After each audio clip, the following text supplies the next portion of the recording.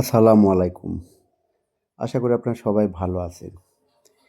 ইট মিস্ত্রি ইটের কাজ করবে। আর ইটের সামনে অনেক অপরিষ্কার। তাই পরিষ্কার করার জন্য খড়িগুলো কাটছি। আর এই ফাঁকে আপনাদেরকে একটা গল্প শোনাই। আজকে শোনাবো রাজশাহী পদ্মা নদীর নামকরণ কিভাবে হলো। পদ্মা, বিদ্যা, সরস্বতী, লক্ষ্মী এরা ৭ বোন ছিল। এক ভরা পূর্ণিমার রাতে তারা আনন্দ করার জন্য আকাশে উড়ে বেড়াচ্ছে। একসময় তারা পৃথিবীর বুকে এক ধান ক্ষেতে নেমে নেচে গেয়ে উল্লাস করছে। হঠাৎ করে পদ্মা একটা ধান মুখে দিয়ে টুকছে। তারা তো কারো সুচ পরিমাণ ক্ষতি করে না। সামান্য ধান টোকার জন্য পদ্মার পাখা বিলীন হয়ে গেছে। মালিক ক্ষমা করলে তারা পাখা ফিরে পাবে।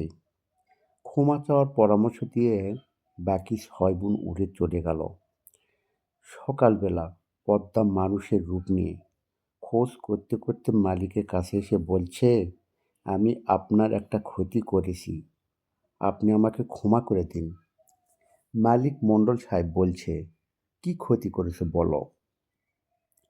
পদ্মা বলছে পদ্মা বলছে আমি আপনার জমি থেকে একটা ধান মুখে দিয়েছি। মণ্ডল সাহেব হেসে বলল, আমি ক্ষমা করে দিতে পারি যদি তুমি আমার বাড়িতে ১ বছর বিনা বেতনে কাজ করে দাও। পদ্মা নিরুপায় হয়ে রাজি হয়ে গেল। ১ বছর পূর্ণ হওয়ার পর পদ্মা যখন মণ্ডল সাহেবের কাছে বিদায় নিতে গেল, তখন মণ্ডল সাহেবের সন্দেহ হলো যে এ সাধারণ রমণী নয়। তাই মণ্ডল সাহেব বলছে, কে তুমি? এই বলে যখন তাকে ধরতে গেল, তখন পদ্মা দৌড়াতে শুরু করলো। পদ্মা জানে যে তার গায়ে কোনো মানবজাতি হাত দিলে সে আর কোনোদিন রূপ পরিবর্তন করতে পারবে না। পদ্মা যে দিক দিয়ে দৌড়াইছে সেই দিক দিয়েই পদ্মা নদী হয়ে গেছে। এর জন্য পদ্মা মানব জাতির প্রতি খুব রাগ ছিল। পরবর্তীতে যখন সরকার পদ্মার উপর হার্ডিং ব্রিজ দিতে চায়, তখন পদ্মার বুক খুঁজে পাওয়া যায় না, অর্থাৎ পদ্মা নদীর তল খুঁজে পাওয়া যাচ্ছে না।